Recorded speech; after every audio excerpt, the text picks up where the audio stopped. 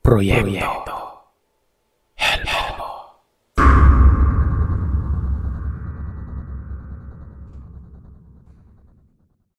Kamusta ka, Sir Seth? Hangad ko ang iyong mabuting kalagayan, kalusugan at estado sa buhay ngayon. Tawagin mo na lamang ako sa pangalang Eric.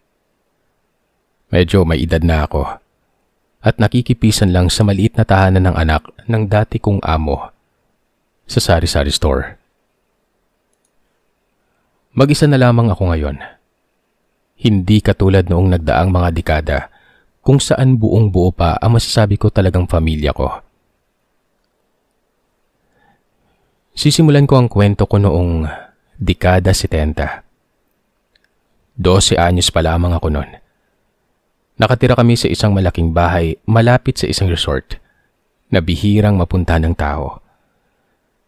Kami mga nakatira malapit sa dagat, libre kami at malayang nakakapaglaro, nakakapaghabulan. Higit sa lahat ay nakakasisid at nakakalangoy sa bughaw na karagatan nang walang pumipigil sa amin. 5 kaming magkakapatid at pangalawa ako sa panganay. Si Kuya Cesar, ako, si Mario, si Tisio, at si Dalena. Ang kaisa-isang bunso naming kapatid na babae. Lahat kami ay nag-aaral sa isang maayos na paaralan noong mga panahon na yon. Abogado si Papa Jose at isang propesor sa kolehiyo si Mama Catherine. Sila ang mga lihitimo naming magulang. Masaya at payapa ang buhay namin sa probinsya noon. Hanggang sa magsimulang dumating ang kade-kade ng kamalasan sa buhay namin. Nagsimula ito nang makakita kami ng batang babaeng nakaitim na inaanod sa puting buhanginang sa pangpang ng dagat. Nagpipiknik kami noong buong pamilya. Abala sina Mama at Dalena sa pag-iihaw ng isda at pusit sa ilalim ng puno ng niyog. Habang naghahanda naman ng kawayang papag sila Papa, Kuya Cesar, Mario at Tisio. Nang mapansin kong may parang telang itim na inaanod sa tabing dagat noon. Nilapitan ko ito at napasigaw ako sa takot nang makita ko ang batang mukhang kaedad ko lang. Wala na itong buhay. Malaki na ang tiyan. Mukhang nalunod ang batang yon. Sa nais kong makatulong, pinilit kong binigyan ng buhay ang bata. Hindi ako marunong magbigay ng, kumaga tinatawag natin na pangunahing lunas pero ginawa ko yun sa kanya. Maya-maya pa, may babaeng nakasarong na abot hanggang bukong-bukong ang makapal na buhok na sumampal sa akin noon. Napatilapon ako sa buhanginan sa lakas ng sampal ng babaeng mukhang kaedad lamang ng Mama Catherine ko. "Hoy! Bakit mo sinampal ang anak ko?" Sigaw ng mama ko. "Sinasaktan niya yung anak kong si Frida." Sigaw pabalik ng babaeng yon. Nagsuguro na ang pamilya ko sa tabi ko, malapit sa patay na batang si Frida. Nag-away ang mama ko at ang nanay nun. Inaawat ni Papa Jose silang dalawa pero sinisipa ako sa mukha ng babae. Galit na galit siya sa akin nun. "Abogado ako. Gusto mong kasuhan kita sa ginagawa mo sa anak ko?" Sambit ni Papa. "Anong pangalan mo?" Tanong pa ni Papa nun. "Ako si Alena. Matagal na kaming naniniraan ng anak ko dito sa isla." Dala nang nakita niyang ginagawa ko sa anak niya na lunas nun. Inakala niya sigurong ako ang may sala sa pagkalunod ng anak niya. Tandang-tanda ko pang lahat. Humahagulgol siya habang sinasaktan niya ako. Sinipa niya ako ng paulit-ulit at pinagkakalmot sa mukha nun. Halos mabulag ako nang pumasok ang kuko niya sa kanang mata ko.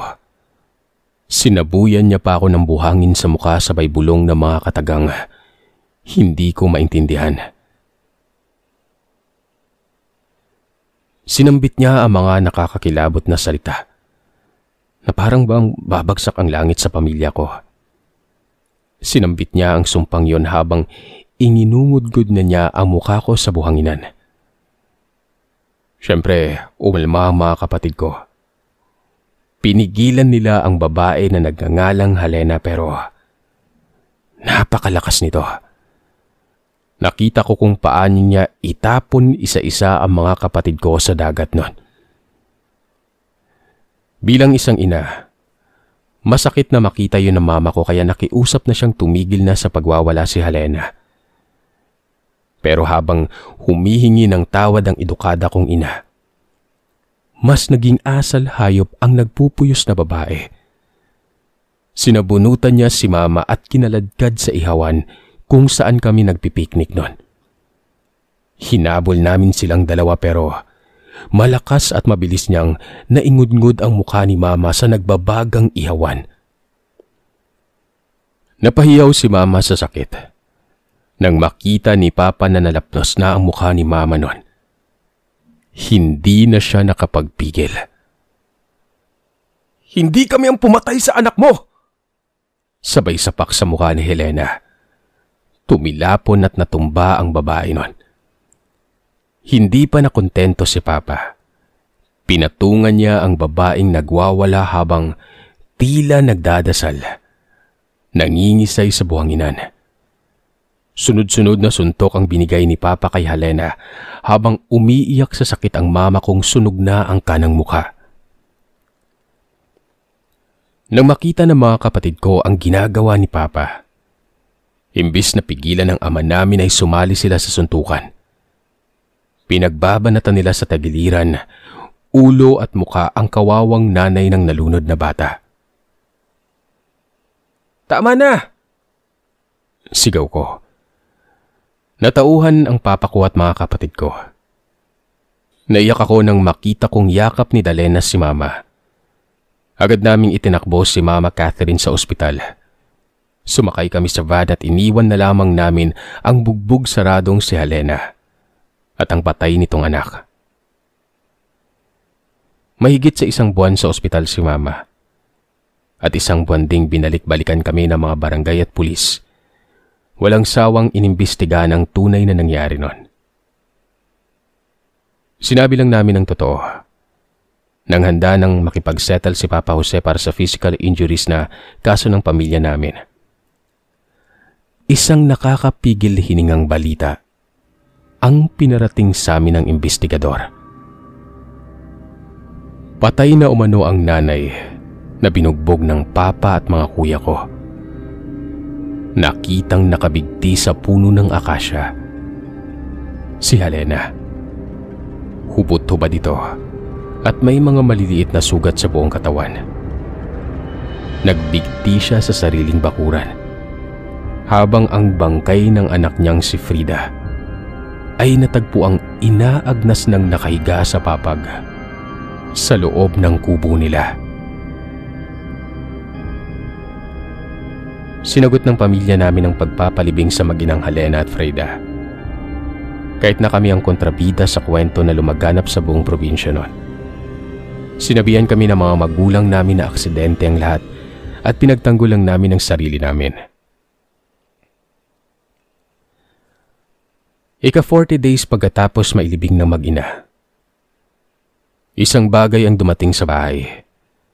Si Kuya Cesar ang tumanggap ng medyo may kalakihan na kahon na yon. Magaling na si mama noon.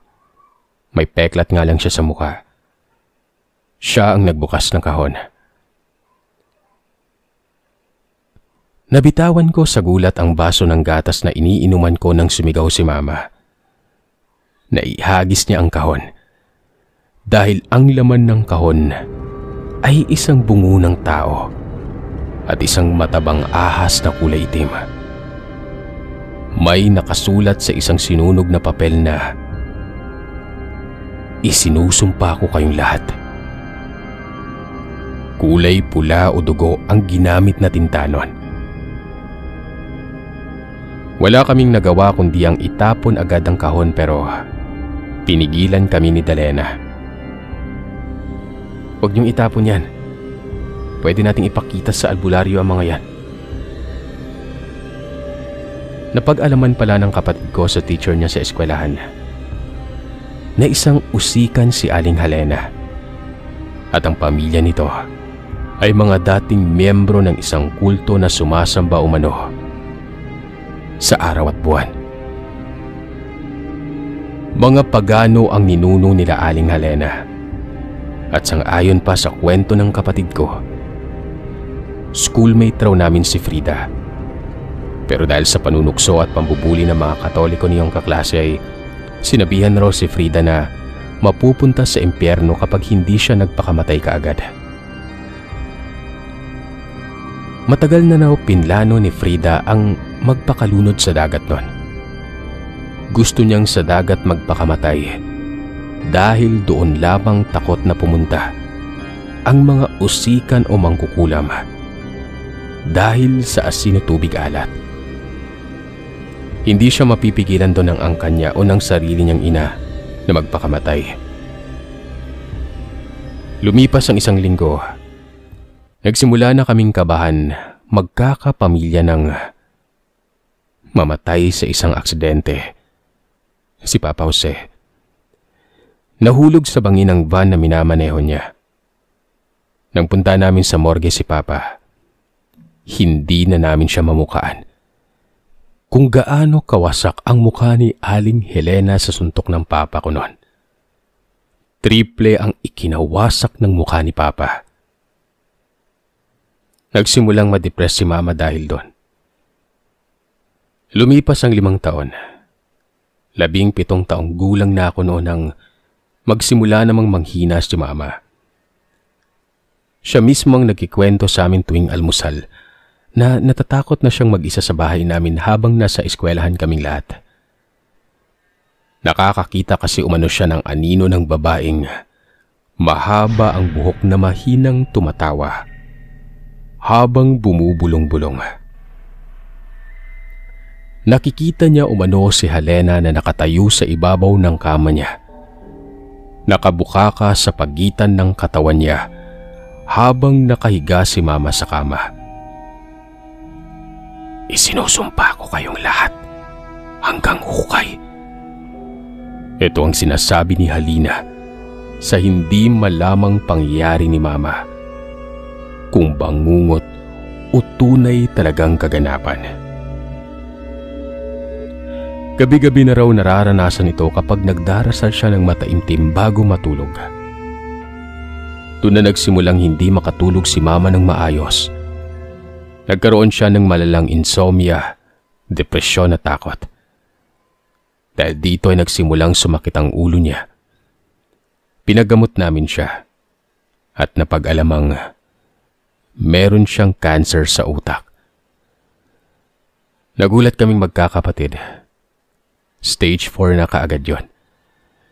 Doon na nagsimulang magyaya si Dalena na ipatingin namin sa albularyo si Mama. Pumayag ang Mama Catherine ko, pati na ang mga kapatid ko noon.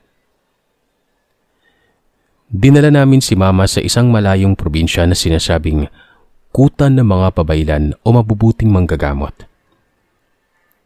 Na makita ng babaylan si Mama ay agad siyang nagpaliwanag ng dapat gawin.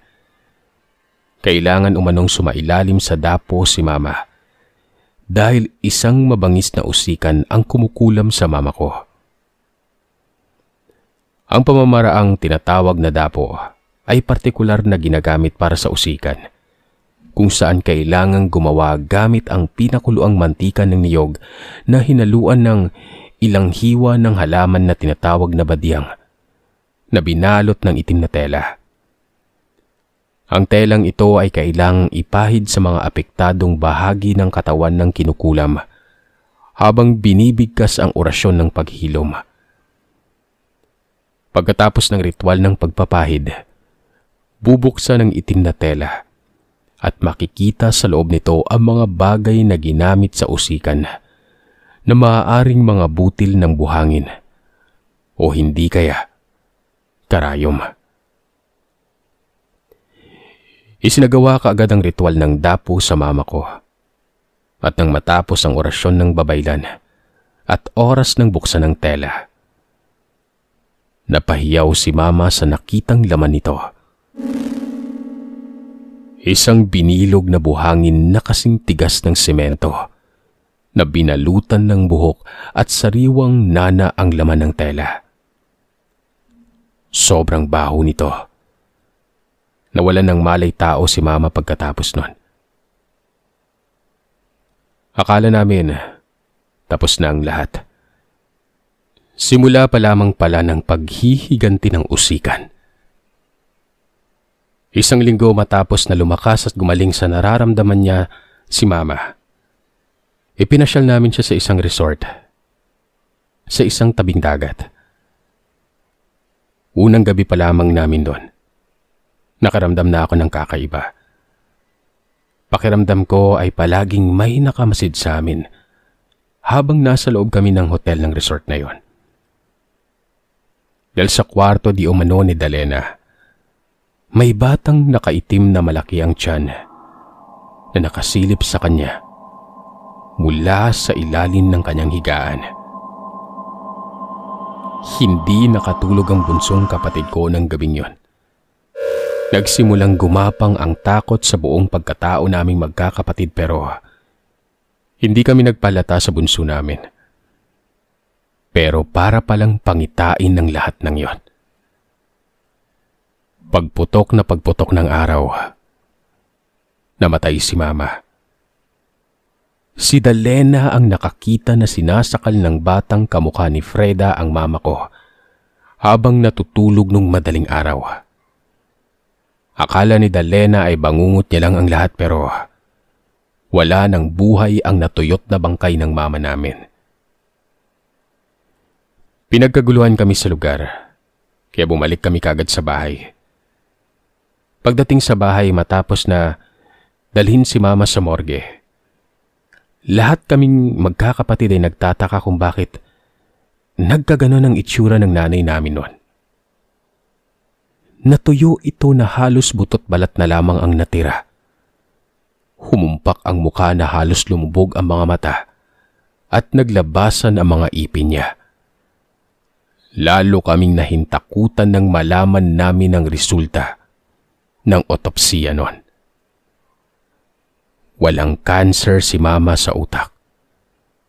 Namatay umano ito dahil sa kawalan ng oxygen sa buong katawan niya. Para umanong nawalan ito ng hininga o nawalan ng hangin noon.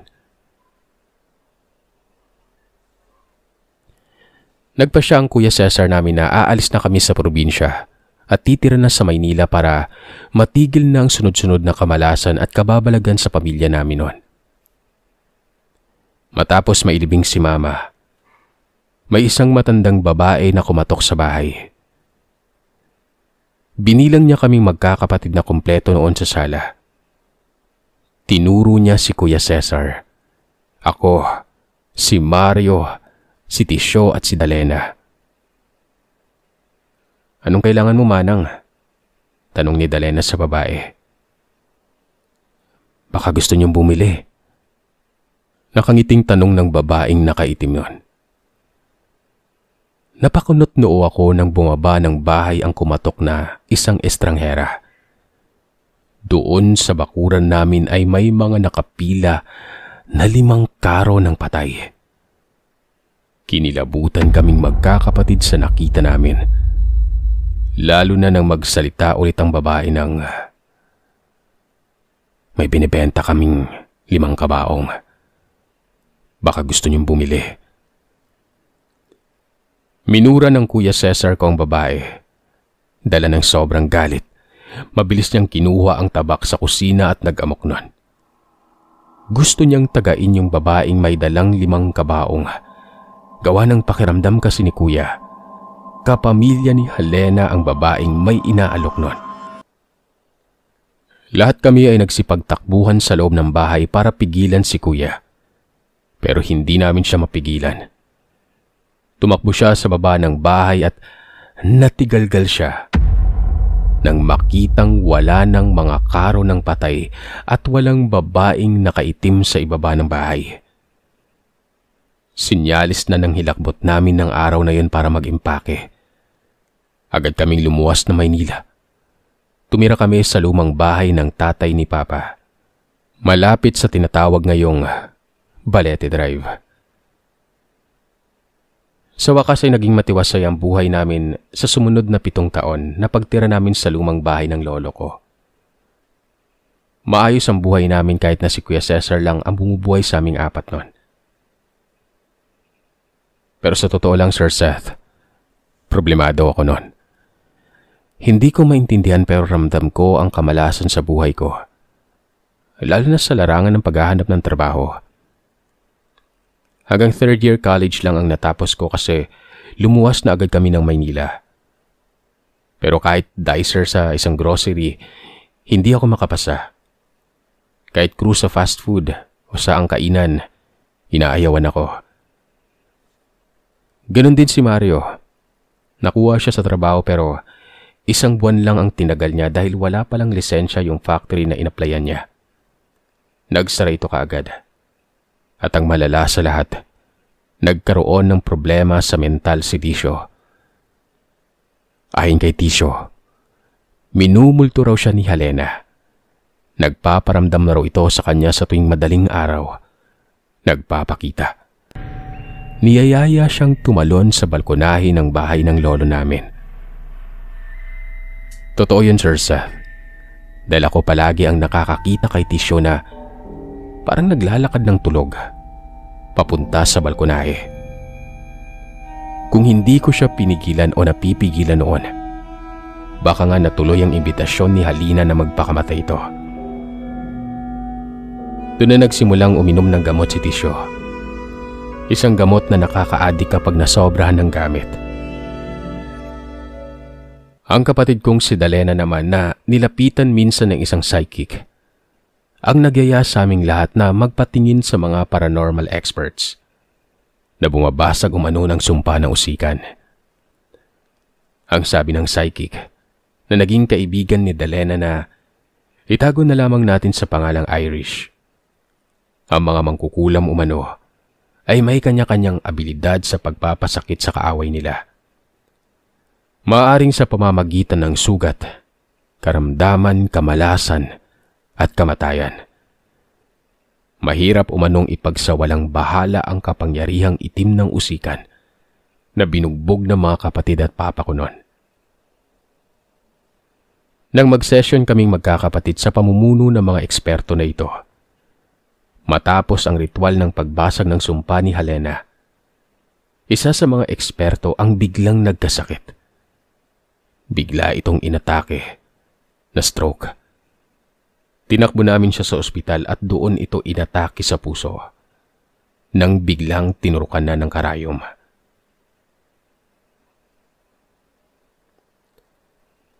Lumipas ang panahon at maraming nagbago sa pamilya namin.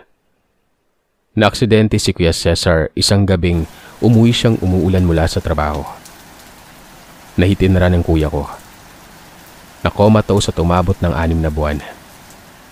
Lalo kaming nabaon sa utang sa mga bayarin pero sa huli, namatay din si kuya. Doon na rin kami nagsimulang mag-away-away magkakapatid. May kung anong negatibong elemento na tumatakbo paikot-ikot lang sa bahay ni Lolo. Hanggang sa isang araw, nagising na lamang kami na pinapalayas na kami sa bahay ni Lolo. Ginulat kami ni Tisyo nang ibenta niya ang bahay ng lolo nang hindi namin alam. Ang masaklap, yung perang ibinayad sa kanya, napunta sa bawal na gamot. Hindi nagtagal, nahuli din ng pulis ang kapatid namin na yon. Iyak nang iyak si Dalena sa nangyari sa kapatid ko. Wala na kaming nagawa. Yung takot ni Tisyo, ibinaling niya sa droga. Droga na naglayo sa kanya sa amin. Napilitan kami ni Mario at Dalena na maghanap ng murang marerentahan. Nakarating kami sa Sembo sa C5 at doon ay nakakuha kami ng murang kwarto. Hindi ko alam kung paano kami nabuhay sa maliit na kwarto na yun pero pansin ko at ramdam ko, kahit 3 taon na ang lumipas na buhay pa rin ang sumpa ng usikan nagkaroon ng malalang sakit si Mario. TB. Si Mario yung pinaka-athletic at malusog sa aming lahat. Wala kaming pampagamot kay Mario noon, kaya nagkahawaan na sa bahay. Nagulat na lamang ako na hindi na umuwi si Dalena sa kwarto naming nirerentahan. Nagpapadala siya ng mga gamot, pagkain at pera sa amin ni Mario pero hindi namin alam kung ano ang trabaho niya. Isang gabi ay medyo pagaling na ako noon. Nagpa siya akong hanapin si Dalena. May nagtimbre kasi sa akin kung saan ko makikita ang kapatid ko. Nakita ko siya sa isang lugar. Naninigarilyo. Umiinom. Nakikipaglandian sa mga dumaraan na foreigner. Hindi ako nakagalaw. Ni hindi nakahinga nang makita ko ang sinapit ng kapatid kong bunso. Umuwi ako sa bahay na mabigat ang loob. Hindi ko alam kung paano ko sasabihin kay Mario ang natuklasan ko. Nasa kalye pa lamang ako. Napansin ko nang may babaeng nakaitim na nakatayo sa harapan ng pintuan namin. Nangilabot ako nang makita ko ang napakahaba nitong buhok na abot hanggang bukong-bukong. Aling Helena? Mabilis siyang pumasok sa loob ng bahay namin.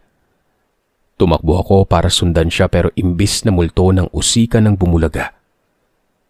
Malamig na bangkay ni Mario ang nadatnan ko. Napamura ako sa sama ng loob. Isinumpa ko si Helena dahil alam kong hindi siya titigil hanggat hindi nakakapaghiganti sa aming lahat. Naipalibing kong mag-isa si Mario sa tulong ng mga kapitbahay. Lahat sila nagbubulungan. Nakinulam raw si Mario kaya namatay.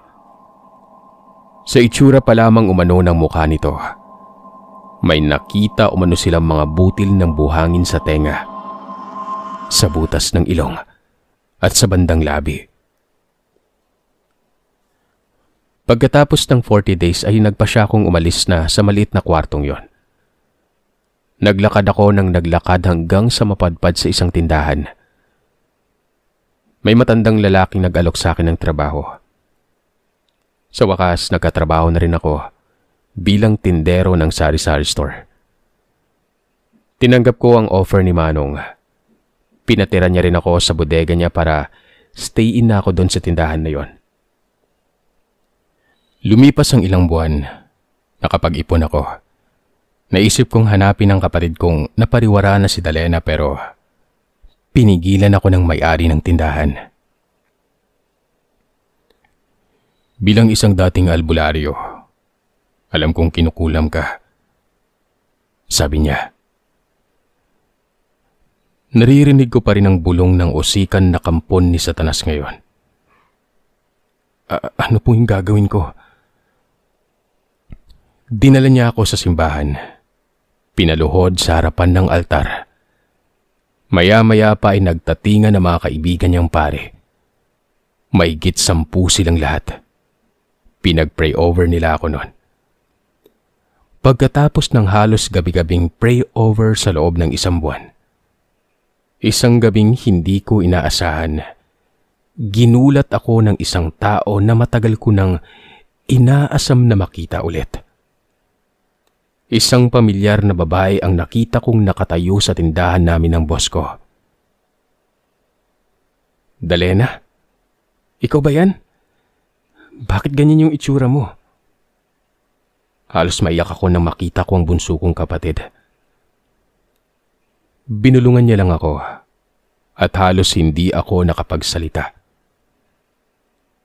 Kuya Eric, may cancer ako sa dibdib.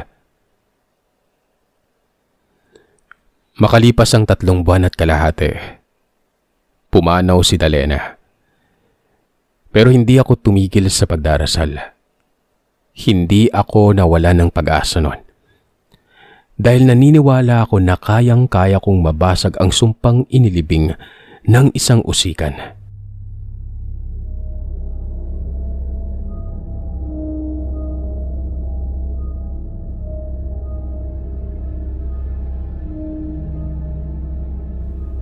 sa pamamagitan ng panalangin.